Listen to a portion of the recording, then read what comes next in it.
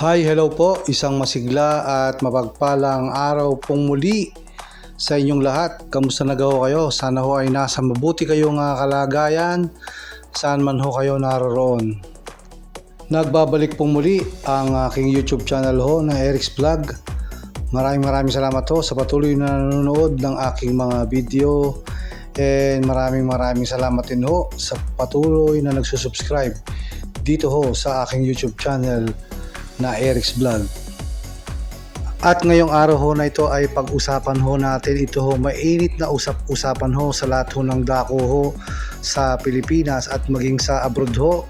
Itong tinatawag ho nga maanumalyang mga flood control projects ho ng DPWH na kung saan ho ay naglalabasan ho ang mga malalaking halaga ho na kickback na nakukuha ho sa flood control projects ng mga involved hong contractor at mga DPWH district engineer at iba pa pong mga involved dito po sa usapin na ito, dahil ho may mga substandard na mga project. Minsan pa nga ho ay completed na yung report pero wala pa ho palang project dun ho sa lugar ng mga project. So yan ho ang pag-uusapan natin ngayong araw na ito.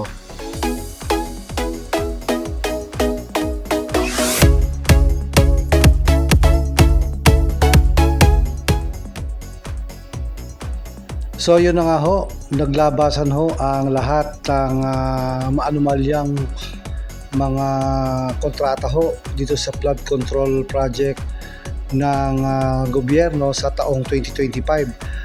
Dahil ho lumalabas ho sa report na nagdaan pala ho ng 880 billion pesos ang tinustos ho ng gobyerno ng Pilipinas para ho dito sa mga flood control projects. Subalit ito ho, maraming substandard na nadiskubre sa iba't ibang panig ho ng Pilipinas, gaya rin ho nitong nadiskubre ho ni Governor Bons Dolor ng Oriental Mindoro, na kung saan ho ay talagang substandard ho ang ginawang mga proyekto ho ng flood control project doon ho sa kanyang lalawigan sa Mindoro. At sa gitna ho ng mga naglalabas ang mga balita tungkol ho sa napakalaking mga kickback sa mga DPWH flood control projects, isa hong DPWH district engineer sa Batangas ho ang naaresto kamakailan, at ito ho ay kalat na kalat na sa lahat ho na pahayagan sa iba't ibang website, lalong lalo na ho sa social media, itong official ho na district engineer ng DPWH na naaresto. So isa ho ito sa mga larawan ho na kung saan ay nahuli nga ho itong district engineer ho ng DPWH doon ho sa bayan ng Taal, Batangas. At ito naman ho yung larawan ho ng nahuling district engineer na ini-escortan ho ng mga pulis patungo ho doon sa Batangas City. Diyan ho ay kitang-kita nyo yung posas ho na nakalagay dito ho sa nasabing DPWH district engineer ho na nahuli doon ho sa Taal, Batangas. Ang nahuli ho district engineer sa Taal, Batangas ay ang district engineer ho ng unang distrito ng lalawigan ho ng Batangas. Nahuli ho ng PNP Taal ang district engineer ho na ito sa entrapment nila dahil ho sa tangkang panunuhol ho kay Congressman Leandro Libiste. Dito ho ay makikita nyo na nahuli ho sa district engineer ang pera ho na nasa supot na nagkakalaga ho ng 3.1 million o 3% ho ng project ng isang kontraktor, at may kasama pa ho resibo. Ayon ho sa batang kongresista na si Congressman Leandro Libiste, ang pangalan ho ng district engineer ay si Abelardo Calalo.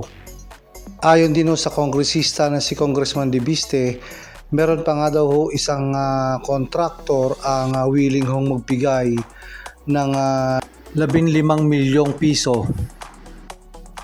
Kanya din hong ipinahayag dun ho sa interview ng mga reporter na marami daw hong kontraktor sa unang distrito ng Batangas ang gusto hong makipag-usap ho dito ho sa batang kongresista na si Congressman Leandro Libiste. At ngayong araw ho na ito, August 26, 2025 ay sinampahan na ho ng batang congressman ng unang distrito ho ng Batangas si District Engineer Abelardo Calalo ng iba't ibang kaso ho doon ho sa Batangas City.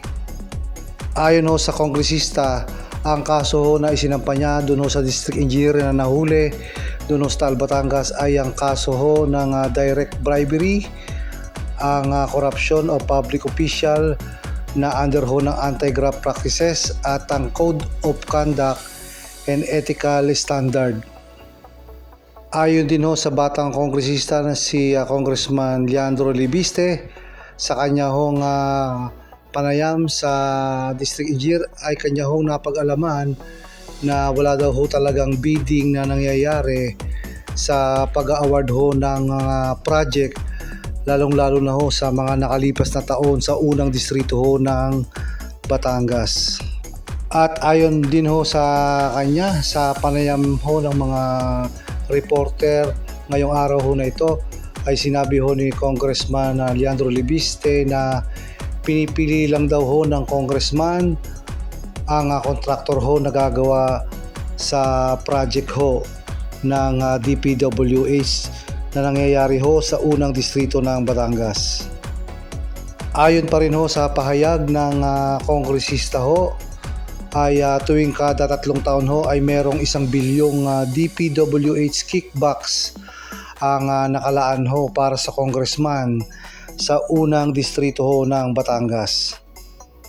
Ayon ho sa ulat, itong si Congressman Leandro Libiste ho ay nag-iikot sa mga project ho sa unang distrito ng Batangas upang inspeksyonin ho ang mga project ho, lalo na ang project ho ng DPWH. Dagdag pa ho ng batang congressman ho na si Congressman Leandro Libiste ay meron daw ho siyang project na pinuntahan doon sa bayan ho ng Balayan na kung saan ho ang requirement ay maglagay ng 15 meters ho na sheet piles, subalit ang naabutan ho niya doon ay 4 meters lang ho yung pinaglagyan ng steel sheet piles. So yun ho ang nangyari ho sa lalawigan ho ng Batangas, na meron hong isang district engineer ng unang distrito ng Batangas ang nahuli ho sa entrapment dahil ho sa panunuhol ho dito kay Congressman Leandro Libiste, dahil ang pagkakaalam ho natin ay para hindi ho maimbestigahan ang pag-iimbestiga ho ni Congressman Leandro Libiste sa mga project ho ng DPWH sa unang distrito ho ng Batangas. So yun ho ang